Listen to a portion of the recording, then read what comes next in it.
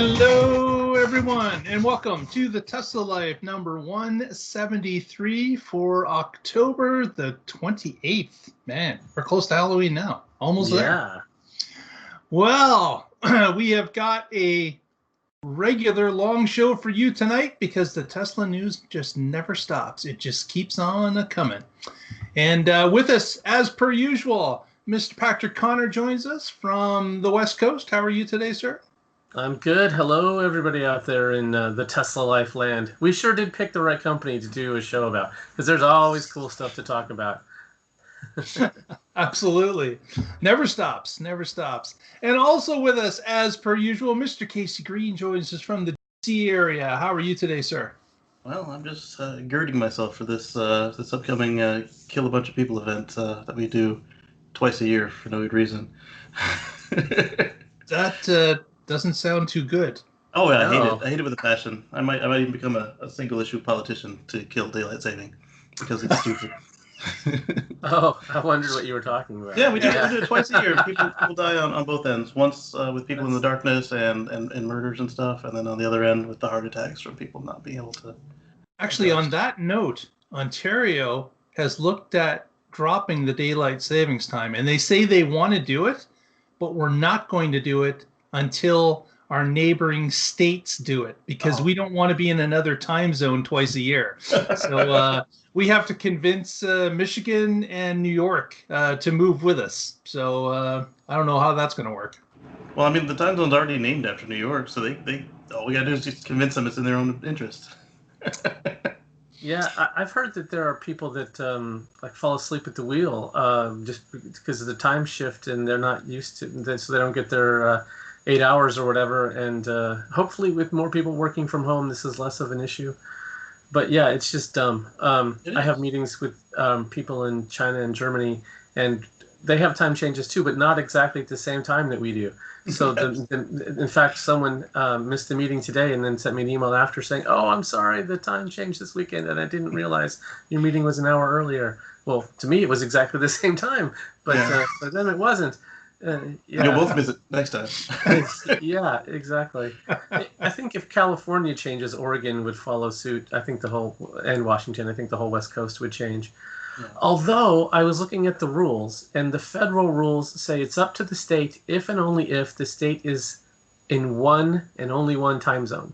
And there's a little teeny piece of Oregon on the east coast or east border of Oregon that is in the Idaho time zone. And so I think we would just have to give that chunk to Idaho.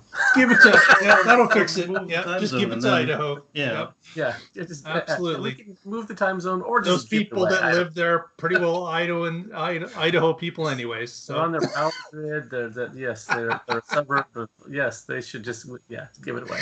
I'm not sure. You should be a politician, Patrick. You would do well. Yeah. I forget if it was World War I or World War II that we came up with this garbage, and it didn't work beyond. When we weren't rationing anymore. I mean, and even then it was dubious at best. So yeah, it's not worth the collateral damage. The number of hours of daylight does not change, no matter exactly. And the cows and the crops don't care. And right. And if it really matters, just wake up an hour earlier as the sun moves across the sky. Would only all just listen to us, we would have this thing solved in no time. Lickety split. But let's move on to the news of the week here.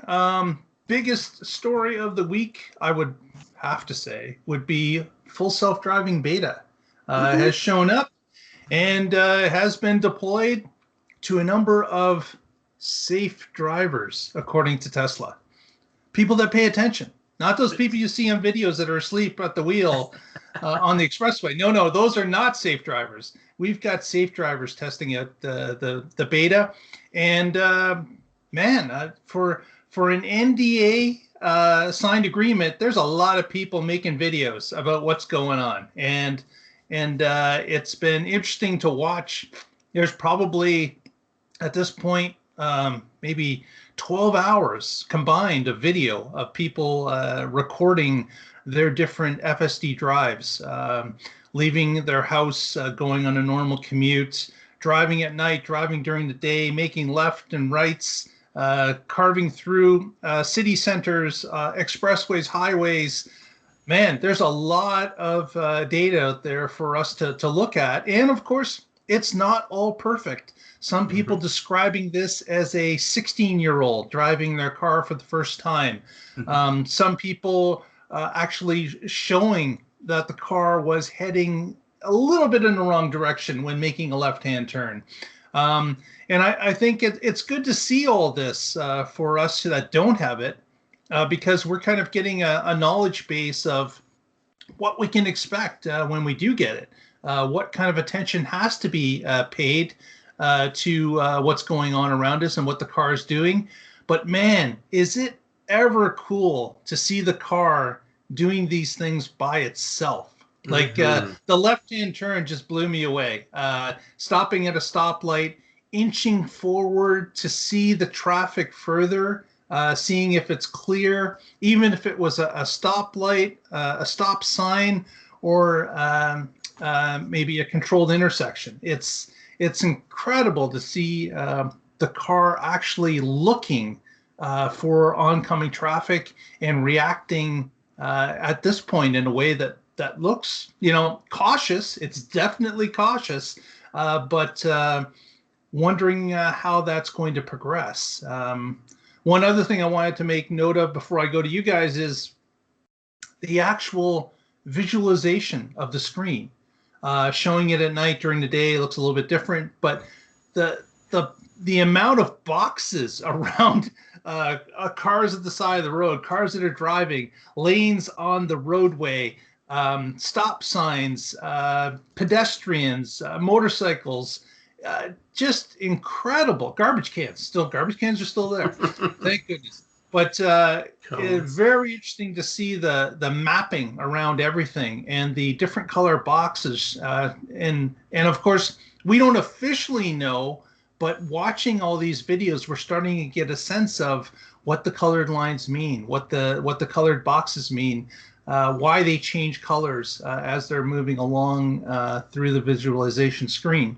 And very interesting to watch. I've been amazed just watching this whole thing happen in front of us. What do you guys think? What have you been watching? The same. I'd say the 12 hours are probably from that one guy who had it early on. He's had at least 3 or 4 1.5-hour videos or longer. It is, like you said, it's impressive to watch and to see how it does. And like you said, when it does inch forward, that's pretty cool. What's weird is when it decides it's not going to inch forward, and it's like, I'm at the stop bar. We're going to go left. It's like, oh, okay. But one of the most impressive ones to me was when they were trying to, the car they were along for the ride. The car encountered a bicyclist, and the bicyclist was going too slow for comfort, and the car decided that it would wait till the other lane was clear, and it crossed over the double yellows halfway, and it passed the bicyclist and moved right back. That was wow. Yeah. And then finally, traffic circles and roundabouts, they're handled. Haven't seen the roundabout circle yet. It seems that the beta's been released mainly in California. Mostly California, a little bit of Florida, North Carolina. Oregon has one. We were on the list. There were 5 states. This makes me. I've talked about on the show previously how I'm since June I've been able to go get my new hardware FSD computer. Excellent. And I'm putting it off because there's no hurry. We're not really driving right now. And at some point, the version 4 hardware is coming, and so I was thinking about waiting. But now that I don't get to play with this cool toy, I'm thinking about just going and scheduling it now. Yeah, it's interesting to watch. I'm just amazed with the visualization. I would imagine, and people have been commenting on this, that there's been no legend that have been given out for what we see in the visualization besides what you can pick up by seeing what's happening in reality and comparing it to the screen. But most likely, what we're seeing is just almost like a programming beta that we're seeing on the screen. That this is going to be modified as time goes along. The screen visualization looks kind of computerized, almost Tron-like. That we're seeing these dots and dashes and different colors and wildly different screens, but probably it's going to be modified as time goes along to be brought in that it doesn't look as crazy with all the colors as it does currently. Yeah, that makes sense. Right now they want to show you something. It's definitely beta, so it's okay if it looks high tech. The people who are taking early software beta stuff are really into that.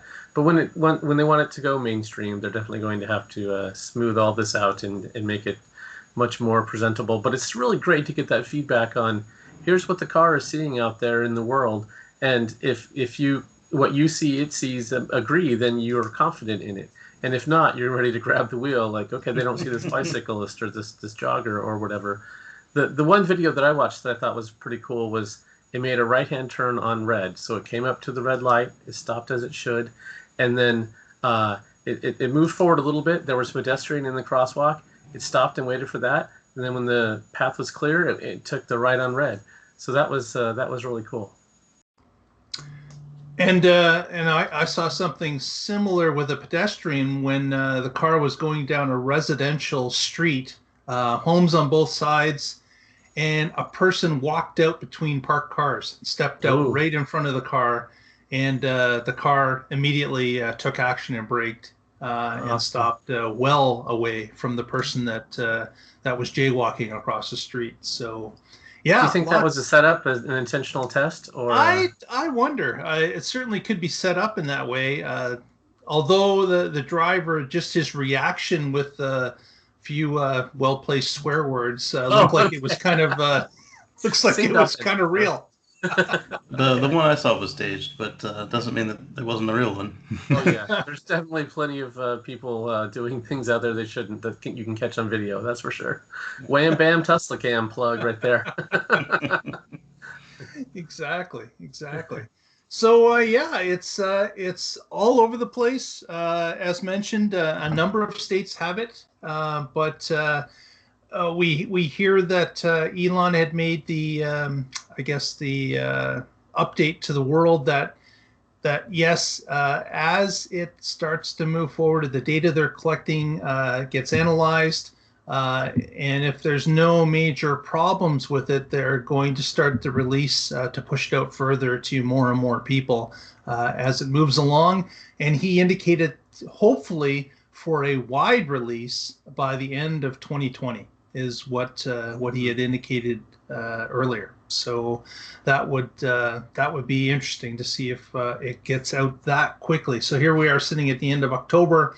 He's talking 2 months before a wide release if things go well. Yeah.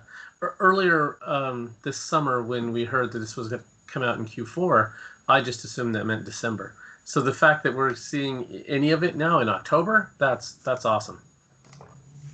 Exactly. Yeah, I was in a discussion with Green the Only and some other people on Twitter, and we were contemplating when we'd see Robotaxi, and I said, well, the question is, are we going to see a demo that counts and then nothing for a little while, or is he going to let it slip altogether like he's been doing generally with the full self-drive? And then I remembered the boring tunnel. You can do a full 100% demo without caveats, and it would count in the Vegas loop, and then wipe your hands of it.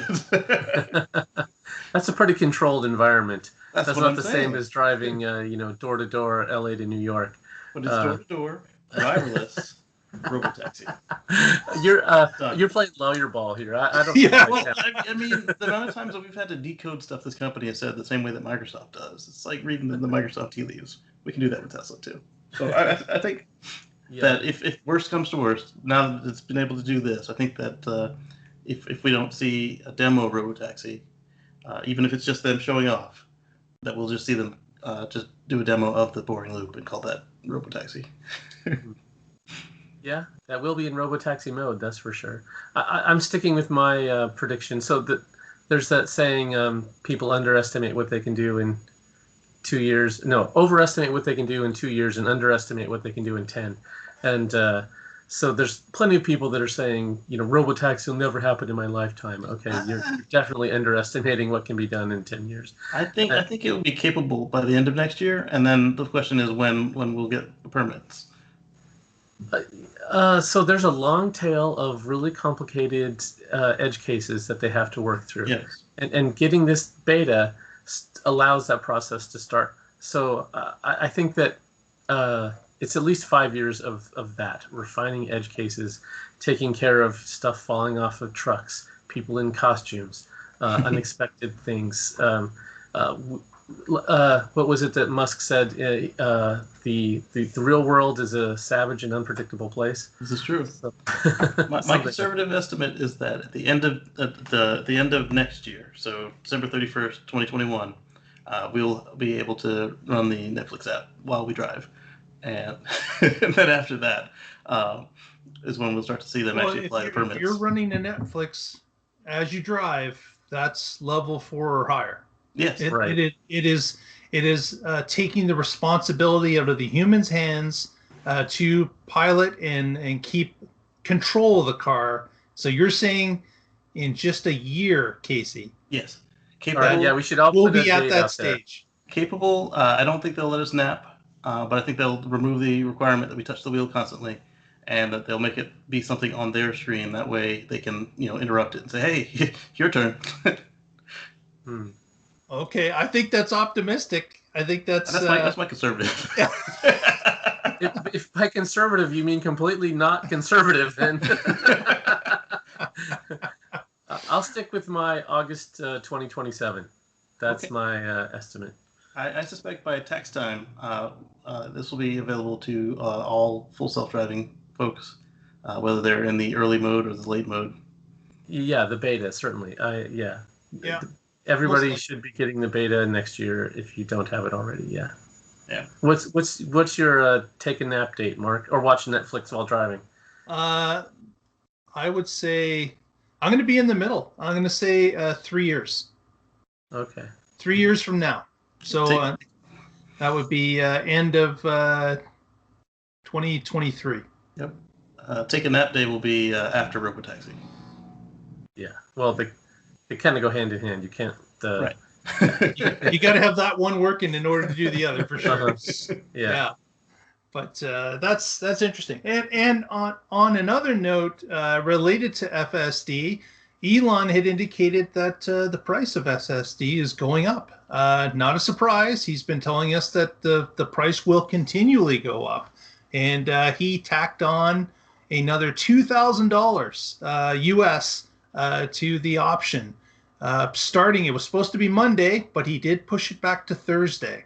So Thursday or tomorrow is the deadline, where it does go up to, at that point, it will be $10,000 for full self-driving added to the car. If you get it today, it's only $8,000. So if this information entices you, get going now. You're going to regret it, losing $2,000 overnight. So get that order in if you feel that this is something that you want to be a part of, and haven't already. If you have the means, then now is the time. Also, if you have a Cybertruck order in and you didn't go for full self-drive, might as well lock it in. It's $100. You can always take it off of the car and then not pay whatever it costs back then or up then in the future. And that's a good point. Yes. Yeah, it doesn't change your reservation cost at all, and you can drop it later. But if you lock it in now, you get today's price instead of tomorrow's price, which is $2,000 higher, or who knows what price in 2021 or 2022, depending on which flavor of truck you're getting. If you have a Cybertruck order, listen to Casey, and that's a smart move. Yeah. And then if you've already locked it in, like if you ordered closer to the launch than the last price increase, you've actually got the original general pricing at that point, which is really cool. Exactly. Yeah. So lots to consider. One question: How crazy? What's the roof price of full self-driving as we move down the road? Well, he said that that the taxi should earn hundreds of thousands of dollars. So how close will they be willing to let it get there and have us assume the risk of being the fleet operator? Well, at some point, does it just not get crazy price that people aren't going to buy it?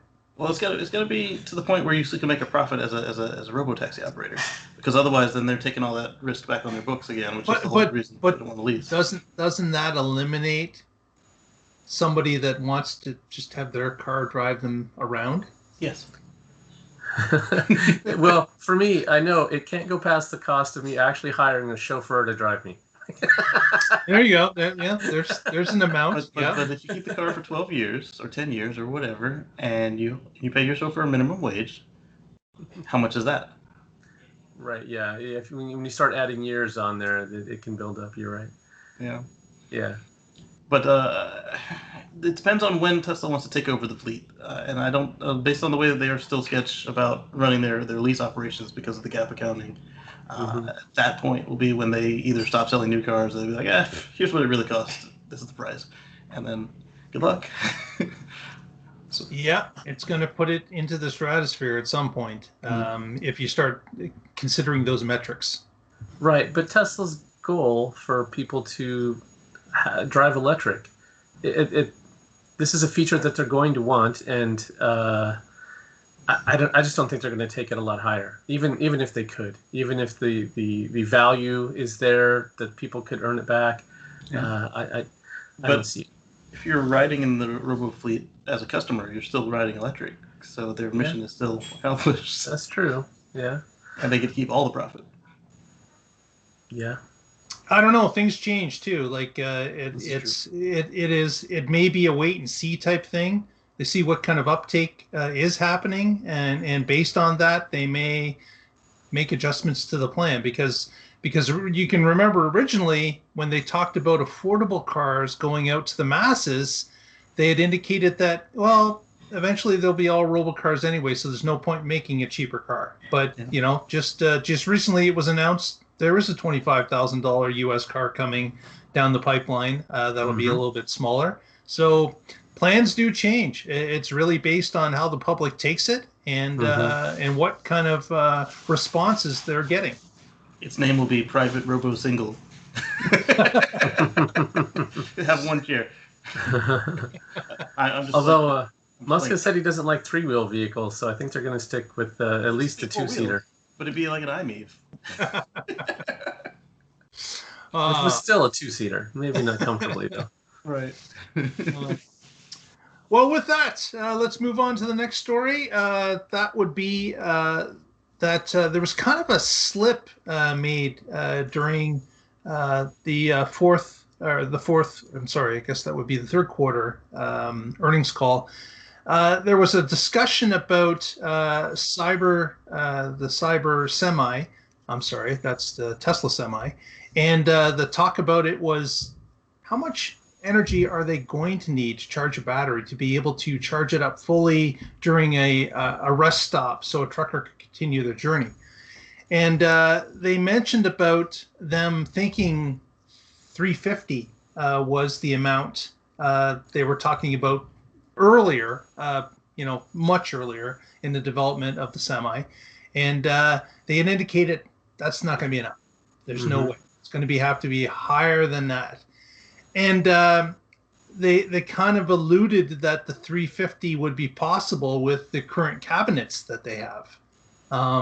So the question becomes, is maybe 350 in the cards for, say, the Cybertruck or another vehicle with a larger battery that could become a version 4 and up from what we're looking at now with the version 3s at 250.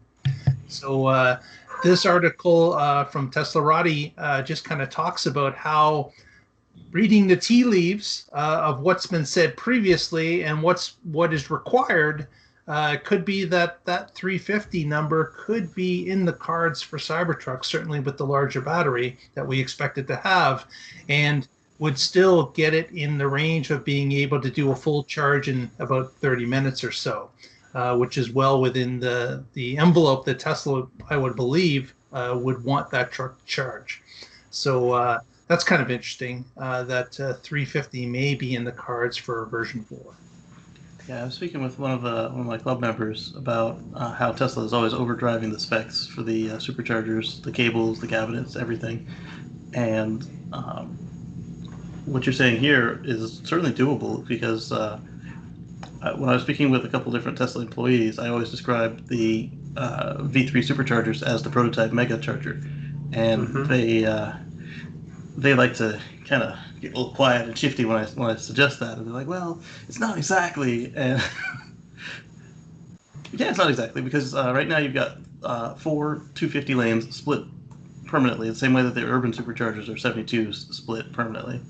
And so all they have to do is add back in the power share, like on the V2 and V1 superchargers, and now you can easily have 350 moving its way between the stalls, because how often will somebody be drawing max draw unless you have like 4 Cybertrucks all pull up at the same time at the same state of charge? It's not going to happen. And so then that extra capacity can move and shift, just like it used to do on the V2s. And then since they're all coming from the same cabinet, all you need is to make sure that the hardware to make that shift happen is in there. And then for the mega charger for the semi, you just take all 4 lanes, shove them in there. And Chris Cayman Auto saw when he looked at the connector for the supercharger mega charger prototype, he said it had 8 connectors. Right. So that would mean you just take separate feeds and you just multiply by the number of feeds that you put in, and you're getting that super boost and charge to the battery. Right. And so if you put them all on one, on one cable already, and you just put them in one connector, then already it's like one V3 unit or V4 or whatever they're going to call the mega charger, and they all slot into one semi truck, and you're golden. And then the way that they keep talking about, they don't want to have to worry about hydrogen filling. They don't want to have to worry about depots. They want you to literally be able to follow the maximum drive times for your country's semi trucks, and that would mean that they have to be at the rest stops or the shower stops where you park overnight to be able to get it done and keep you so that you're at the bleeding edge of legal. Right. So the way I think about this, for both the Cybertruck and the Semi, these are their units that tow and haul. So they have to have excellent cooling so that they can take a hill pulling a load. And well, once you have that excellent cooling system in place, that is exactly what you need for high capacity charging as well. So not only are they going to have perhaps a higher peak, they're going to be able to sustain it for a longer period of time. And the whole point is to be able to have a stop that's a half hour or less, preferably 15 minutes or less. And if you start looking at something like the Semi that has 5 to 7 times the battery capacity of a personal car, okay, well now you need to be able to charge it at 5 to 7 times faster. And so yeah, that makes perfect sense that you would effectively gang up several vehicle chargers or car chargers and have a semi charger out of it. That makes perfect sense. And before, when they had 8, that was when they were 120 kilowatts each, and now that we're up to 250 plus, maybe you only need 4 instead of the old old connector, the original connector that had 8 that Cayman saw. So yeah, that makes perfect sense to me. And it totally jives with the way they've been doing these. I mean, the V1 supercharger was what, 12 or 9 of the onboard Model S chargers. Right. Yes. Yeah. It's even how SpaceX does rockets. So we have a rocket that works. Let's put 9 of them on there. 9 of those engines. And on the top, we've got 2 Model S battery packs just sitting there in the open. Right. Yeah. Just find something that works and scale it. Bam. I would think that since the Semi is coming at some point in 2021, next year, there's going to be a number of them released. I would think that we would hear something from one of those truck stops, Love's or Pilot or the others out there, that especially or even between Fremont and Nevada, they would set up something that there would be a demonstration stop, at least, that they're using, especially Tesla, they're gonna do it themselves to start with. So why not? Why would you not set up a special one to show what Pilot and Loves could do in the future? I got to believe they're talking with those groups already to decide who could help them out at the beginning of this. But I'm really looking forward to this. I think that's going to be an incredible feat to have a medium range truck out on the roads and delivering, daily deliveries. Is going to be a huge change in the trucking industry. And it's going to be fantastic to see Tesla taking the lead on that. And of course, just like the cars, the first test is going to be that quick refuel and keep moving on. And that's what I'm excited to see. Didn't we cover a rest stop chain that services cars that might also service trucks a couple of months ago? That I don't know if it was Canadian or East Coast. I don't recall the name brand specifically. I don't remember the name. No. But I know that up here in Ontario, Walmart Canada and Loblaws being a large grocery chain, they've ordered them for distribution centers. But I'm thinking in that particular case, if the stops are 100 miles or less between stops, you just set them up at the depots because the truck drops the trailer and they could just move along over to the charge area and charge for half an hour and then go pick up an empty trailer or the one that was just unloaded and back onto the road. Yep. But I think that would make sense. But definitely, I think that doing something between Fremont and Nevada would be ideal setup because Tesla and there's nothing but land there anyways. Like they don't even need somebody to they just buy a chunk of land and build it because it would be definitely advantageous for them to have a working model for the trucking industry to see how it's working. Mm-hmm. Yeah, at the depot, or not to say the depot, at the endpoints, you could even have just a low grade, like 50 kilowatt CCS, put the cable on a hose reel, and like a fire hose reel, and then they don't even have to unplug the semi while it unloads, and then once it's unloaded, unplug it. Yeah, that makes sense. Put their mega chargers at the depot. Yeah, they've been constrained on batteries, so semi's been a low priority because it uses a lot of them. So it makes sense for them to also not build out the charging infrastructure yet because this gives them time to refine it. And if they have some, they've been making a lot of breakthroughs in their high power electronics for their industrial battery backup systems. And so a lot of that technology flows and applies right here to vehicle charging as well. So that's no rush. That's delay that decision as long as you can reasonably, so that you get the best decisions out of it, and you just keep iterating, and that's what Tesla does. Is they don't wait for a new model year. It's the same thing here. They had a plan that included 8 connectors. Now maybe it's down to 4, and now maybe they found some way to do better cooling or to increase the power output of it. Yep. So do you think that they'll do the 300-mile range first on this one, since it could use less batteries? That would make sense to me.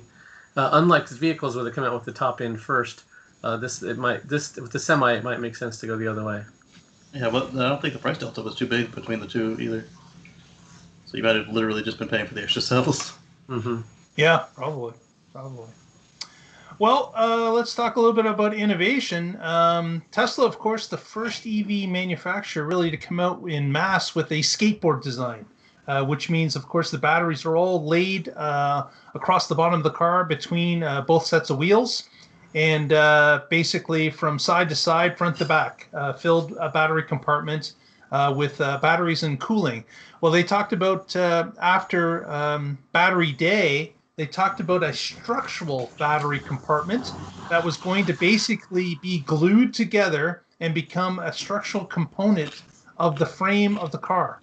So they talked about that being rolled out in their first iteration of the Model Y in Berlin. So that's the plan. So they're going to have a stamped front end, a stamped back end, and then this structural battery part in the middle connecting both. So the classic skateboard design looks like it's heading for early retirement after about 10 years. It looks like that could be it because, of course, if the stamping and the adhesion of the battery pack to make it a structural component works well, they won't use that going forward. In this article that we have here from Tesserati talks a little bit about the skateboard becoming, I guess, an endangered species. It's going to be leaving. It's going to be leaving Tesla's production line at some point if what they believe will be successful with less parts and a better rigidity for the new components. Yeah, that makes perfect sense to me. Although they're saying, you know, the skateboard design is now being retired. This is still a skateboard. That's maybe what I was thinking. Skateboard V2, I think, is a better nomenclature. I was really happy when Tesla came out with that idea because, or that design, because they were certainly not the first. Way back in 2008, other companies had this. GM had what they called the E-Flex, and that later turned into what was Voltec. And just the idea, though, it's funny that they didn't have a flat battery pack. No. The first versions of E-Tech did. And then what they ended up with was that T-shaped battery in the production version. And I'm not sure why they changed it, but they did. So the whole idea of a skateboard is just, it gives the vehicle designer so much more freedom. There's not things they have to design around. So you can do things for the passenger that make it a more comfortable and better environment versus working around some lump that's in the car that you have to figure out how to deal with. I bet the T-shape was somebody whipped up the old blueprints for the EV1, and then said, let's throw an engine in here. Let's make it modern crash standards. Could also because of the exhaust system and other things that related to the gasoline generator backup. Right, they had to make room for that, and if you have batteries blocking all that, you can't do it as easy. Yeah, you're right. Because they still had to have, mufflers and tailpipes and some. Yeah, you're right. Yep. I'm with Patrick on this. I also am annoyed that they're saying it's not a skateboard, because when you look at it, it's literally an evolution of the skateboard. The only difference is the internal structure is now a massive adhesed glued batteries, and then the side rails are gone. So it's just a top plate, some cells, and a bottom plate. But it still goes in, bolts in, and I mean. And some people have expressed, I guess, concern about the battery being a rigid part of the car, being that the replacement of the battery is not going to be easy. But what I come back with is you know what, Tesla has been tracking the batteries in their current cars now for 8+ years, and they're coming back with the data that we're not replacing hardly any batteries at all. And when they do, it's the whole pack. If it comes to a point where, for whatever reason, this pack has a problem, we're going to replace the whole pack. We're just going to drop it and put a new one in. Complete. That's what happened with my Model S. They didn't try to repair it. They dropped it, gave me a brand new one, said, "All right, have a nice day. Come back in 2 weeks. You'll have a new one." And so obviously the data they're collecting is giving them that assurance that, you know what, we're not going to be taking packs apart anyway. So why not make it smaller, make it more compact, and glue it together, because we'll never really take it apart. There's no point in doing that. Exactly. They never called me to get the old battery. They're like, "All right, have a nice day." Yeah. It's certainly going to be a lot harder for when people are repurposing the batteries. It'll look like a SpaceX rocket hanging on the wall. Right. Yeah. So today people are, if there are salvage vehicles, in some cases they're taking those batteries out and they're putting them into conversions and other things. That'll be a lot harder to do. But that's not what Tesla's optimizing for, so it makes sense. Yeah, you'll have to be able to fit a Tesla underneath your conversion. Right. Yeah, you're just going to have to drop that whole battery pack in there and call it good. As a whole, absolutely. Can't be broken up. Yeah, so with the idea of it not being able to be removed, you can't remove the cells. You can't remove, there are no modules, so you can't remove them because they don't exist. I still see them going underneath and bolting up like the current one, but with just less pieces and less complexity. And the very worst case is, since you've got the three castings that are all mated together, worst case is you unbolt the front and the rear, and then you take out and put a new metal section in. But I don't see, because with that much disassembly with the sheet metal and everything, you would then be looking at potentially replacing somebody's car for a battery issue, and they're not going to be replacing people's cars because you get a new VIN number, it's a mess. So they're going to make it easy to service. It may take all day for one technician to do, but it's going to be serviceable. Don't worry about that. Mm-hmm. Well, just a really quick note here. HEPA filter could be coming to the Model Y. Software leak was discovered showing that the bioweapon defense mode was in the stack. Again, we thought this might happen. It looks like somebody has caught the code in the Model Y, but we'll see as time goes along. I wouldn't be surprised if it did show up, so this is not shocking, but because it does have the space, so it'll be interesting to see when that comes out. Read again. Yeah, Patrick's got a story about Jim Cramer. What's going on there? Okay, so we've talked about how Mr. Cramer was a Tesla bear, and now he's turned into a Tesla bull. And that's great. He's finally seen the light. But his daughter, his wife, helped him get there.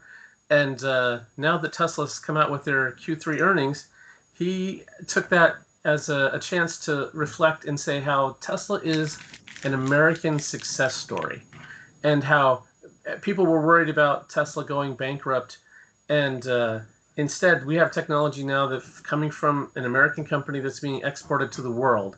How they've established, they're building a factory right in the, what did he call it? The auto heart of the world in Germany. And the best thing was, he said, I bet you there is not a CEO out there from any company that wouldn't love to start off their call with this quote. Q3 was our best quarter in history. We achieved record production deliveries, record revenue, record net income, both GAAP and non-GAAP, and a record free cash flow of $1.4 billion. So, yeah, he goes on to say how Tesla now actually has the best balance sheet of the auto industry. And if you look at Ford and GM and others, they are having declining market share. They have tons of sunk cost in factories that are full of technology that aren't going to be able to sell in 10 or 20 years. So yeah, Tesla's in a good spot, and Cramer's he's converted to the Musk religion. Absolutely, he's it's an amazing transformation that happened with Jim Cramer, and again, because his daughter rented a car, is where it all started. So. There's hope for anyone out there, as long as just get behind the wheel. That's all it takes. Just take one for a test drive, and you'll discover why electric is great and why Tesla is leading the pack.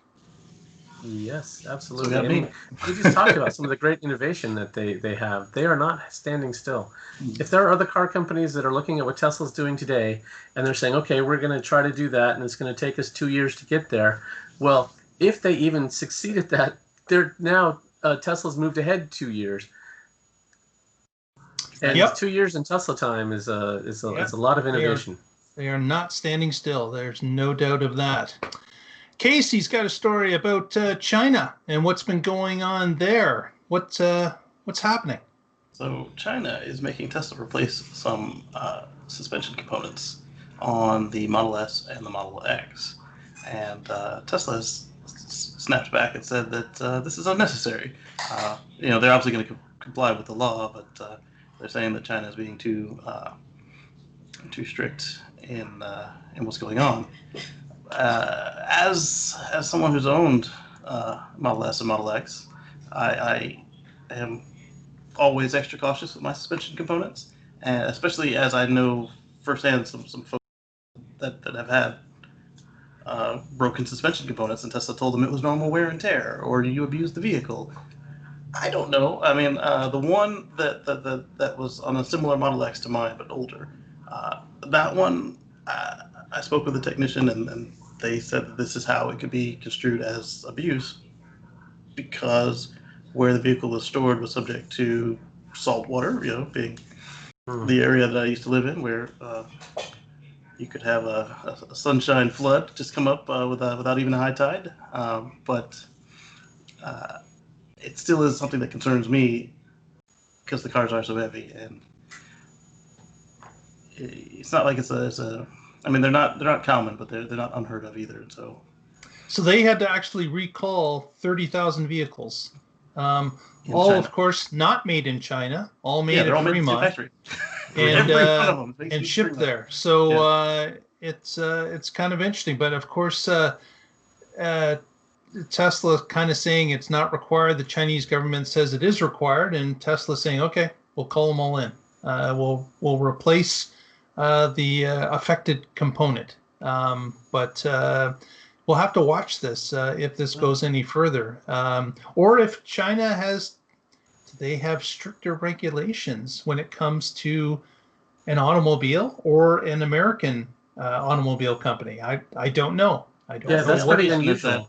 Is that it's because they're American? Because when you look at their local product, it doesn't appear to be held to that same standard. Right. Yeah, that's one reason there aren't a lot of Chinese-made vehicles in the U.S. They can't pass U.S. crash standards. So we tend to have a higher standard than China. But still, the fact that Tesla's saying, okay, we don't think this is necessary, but we're going to do it, that's great to see them doing the right thing, making sure their vehicles are safe, making sure their customers are satisfied with them. And it also means that they're not going to make vehicles like that any longer. They're not going to do them to this new higher standard. Yeah. And that's going to be for everybody in the world, not just people in China. And that's great. So I've had my X since 2016, and I've had the front suspension changed twice.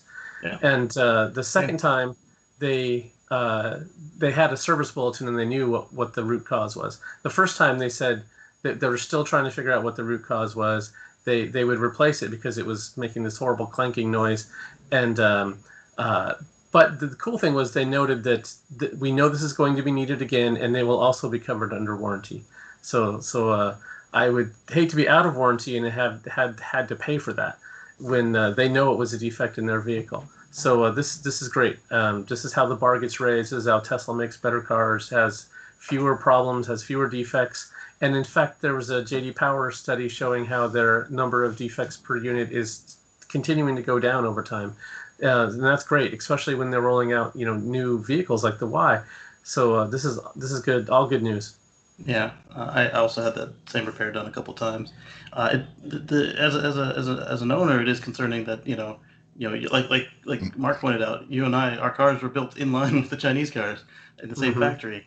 But it's good to see that in the future it won't be an issue. And I guess just at this point, if you have a legacy car, Model S, Model X, just keep up on your maintenance, and whenever the wheels are off, just have your mechanic or your Tesla shop, depending on what you do for your maintenance, make sure they are inspecting your suspension components. Yep. Very good. We've been talking a little bit over time here, so I'm going to skip a story or two, but just a public service announcement. There was a story recently released. Drive Tesla Canada reported about an Australian woman who was able to mess with some thieves who stole her car because, of course, she had the app and could track where the car was, how fast it was going, what direction it was going, and able to help coordinate police to get to that. But my public service announcement for this is just use PIN to drive.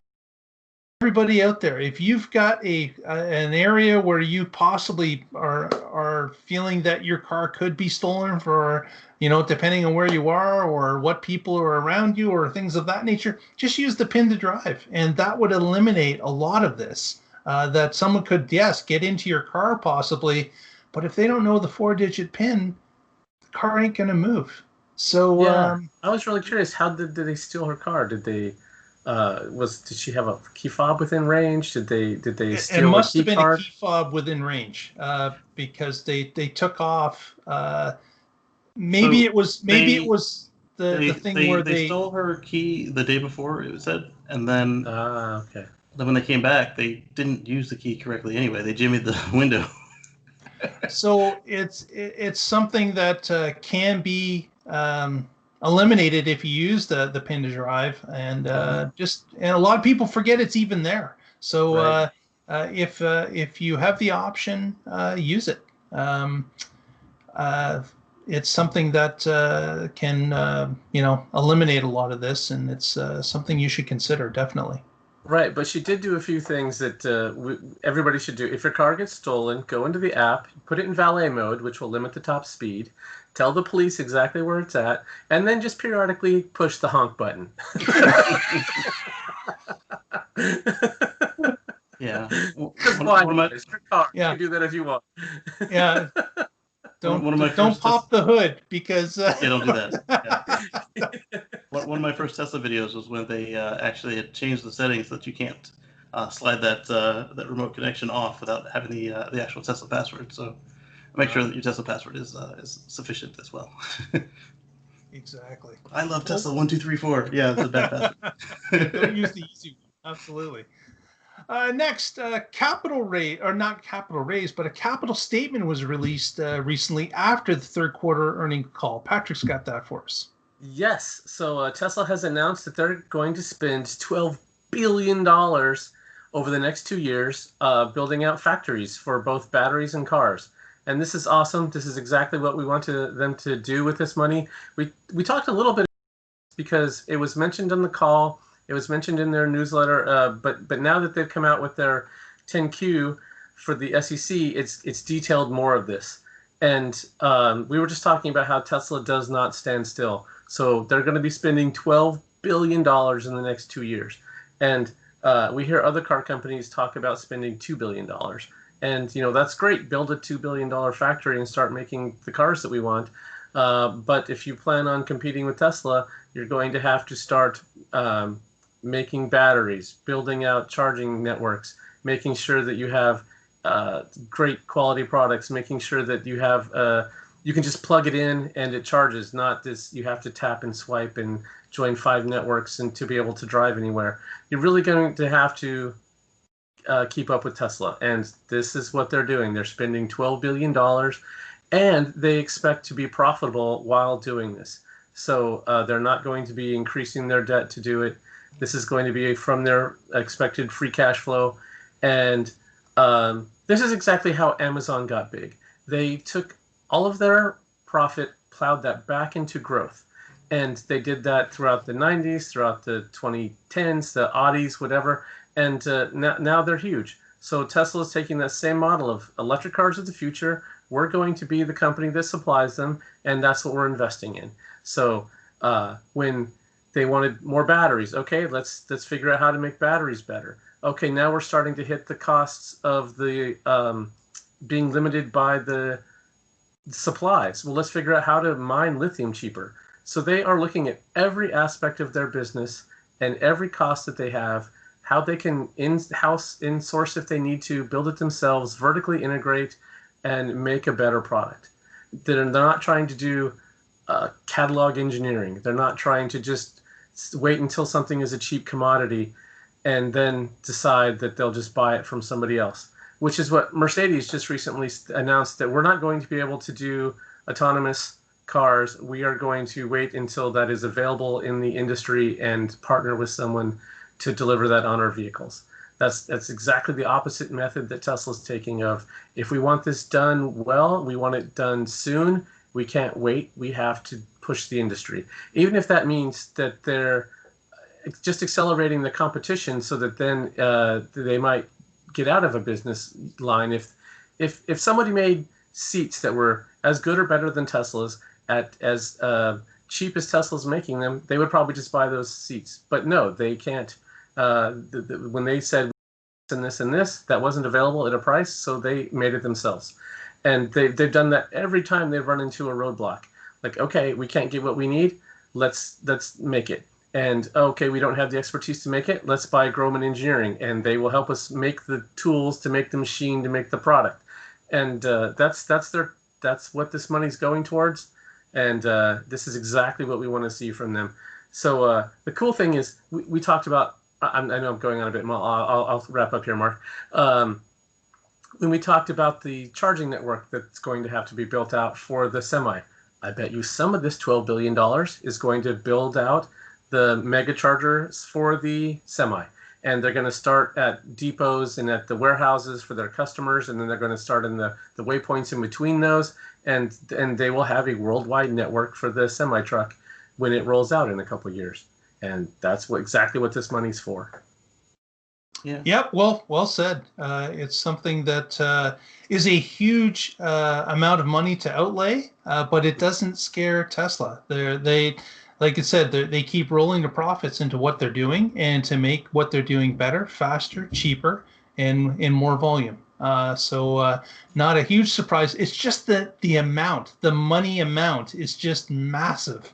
I remember not just 3.5 years ago when Tesla was up against the wall with like $2 billion in the bank. That's all they had. And they were facing some things like loans coming due and bonds and such. But man, I think they were indicated they have over $14 billion in the bank currently, and taking 12 of that, and of course that doesn't say anything about what the money they're going to bring in over 2021 or 2022 to replenish that bank account because of the massive amount of sales of cars, which is bringing in those huge amounts anyway. So it's just a massive scale, and really interesting to see from the outside as Tesla gets into another growth phase. Right. Yeah. The amount of people who always told me every time I'd say they remind me of Amazon. It's like, oh, it's nothing like Amazon. Like, why not? And then this just furthers the why not. They sound exactly like the same scheme of reinvesting in the company instead of taking money out and lining your pockets. Yeah. Right. Or paying dividends or doing stock buybacks or whatever other things that other car companies are wasting their money on, Super Bowl ads, when Tesla's making a better product that people want to talk about versus an ad that people say, oh, did you see that ad? What was it for? I don't know. But it was a cool ad. That's a bad ad. Yeah, exactly. They paid hundreds of millions to get into the 30-second Super Bowl spot. Well, with that, guys, I think we will wrap it up for this week. Casey, any parting thoughts for us this week? Give this video a thumbs up. If you haven't already subscribed, turn that button from red to gray. It's free. Costs you nothing. Helps us out. And for me personally, check out youtube.com/Casey Green. That's KACEYGREEN. I've put a couple videos out there in the ether for you guys to enjoy. Thank you very much. Thank you, sir. Patrick, what have you got for us on parting comments? Sure. So I do want to disclose I'm a Tesla shareholder and happy to be one. And having them spend $12 billion on making better products, I think it's going to be even better. So that's a bright future for them, and I'm glad to be along for that ride. I blog occasionally at carswithcords.net, where I write about all my adventures with my Tesla and solar, and we're trying to get power walls for the house so we can live a life free from fossil fuels. Of course. Had to get that in. Absolutely. Definitely. Roll that in somewhere. I would certainly like to thank Lee Moon, who does our show music and allows us to use it. Thank you very much, Lee. I'd like to thank Patrick for keeping our Facebook feed up and running. And please press that subscribe, give us a like, and we'll see you next week and find out what's going on in the Tesla life. Good night, everyone.